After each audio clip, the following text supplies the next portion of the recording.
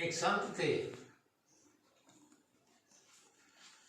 अपने आश्रम से चले शहर में जाने के लिए। रात हो गई, एक गांव पड़ा, तो एक सेठ जो है,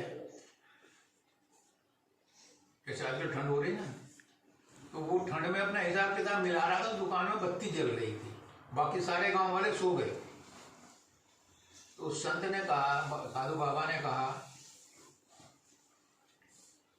कि सेठ जी, रात हो गई, मुझे तो आगे जाना था, अब ठहरने के लिए कोई घर खुला तो है नहीं, सब ठंड में अपना ठुठरे बैठे हैं। आप जाग रहे हो तो आपसे पूछ रहा हूँ, आपके बरामदे में सो जाऊं? रात को सो जा। सुबह को सेठ जी जल्दी जल्दी आए। वो संत महात्मा उठ कर जाने वाले थे। उनसे कहा कि बाबा किराया दो रात का। रात को आप मेरे इसमें सोए हो, किराया दो। उसने कहा मैं तो पक्कड़ आदमी हूँ, पर कहाँ किराए के लिए पैसे, और फिर मैंने तुम्हारे घर में थोड़ा ही सोया, मैं तो बरामदे में सोया, तो खाली वैसे ही पड़ा था। अब कुछ भी हो, मुझे तो किराया चाहिए। उसने कहा फिर एक काम करते हैं, अगले जन्म में दे दूंगा, अब तो मेरे पे है नहीं, और फिर तुम्हारा भी जन्म होना अगला, मेरा भी होना, तो मैं अगले जन्म में दे दूंगा तुम्हें। अब सेठ जी मान गए।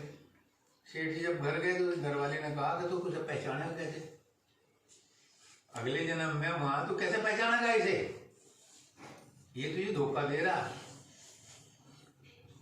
जब वो साधु बाबा के पास दोबारा आया, रास्ते में वो उठ करके चल दिया, उनका कुछ सामान थोड़े था, उठ के चल दिया, तो रास्ते में पकड़ लिया।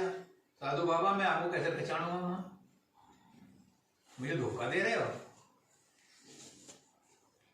उसने कहा भाई मेरे पास और कुछ तो नहीं, लंगोटी सिलने के लिए कभी कभी सुई की जरूरत पड़े, एक सुई मेरे पास है, तू ये रख ले, ये तेरी पहचान है, ये दिखा देना, मैं तुझे पैसे सारे दे दूंगा, और मैं ब्याज के दे दूंगा।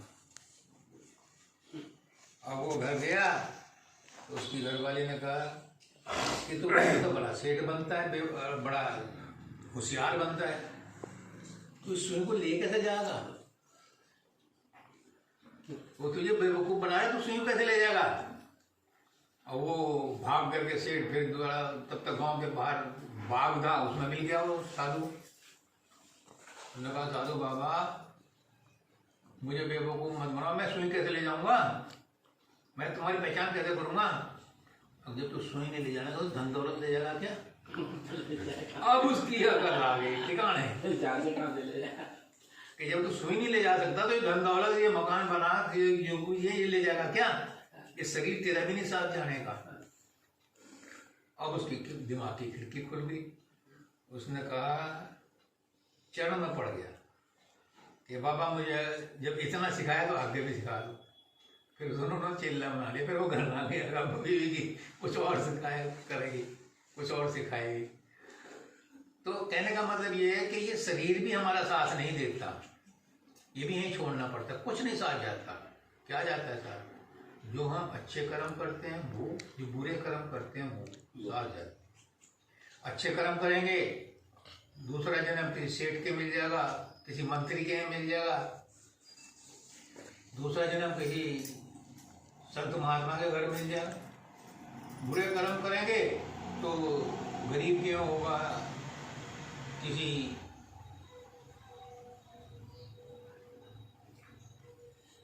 नीच जाति में होगा, कहीं गांव में होगा जहां कुछ भी सुविधा उपलब्ध नहीं होगी। और अगर ज्यादा बुरे कर्म है तो फिर पशु पक्षियां बनेंगी।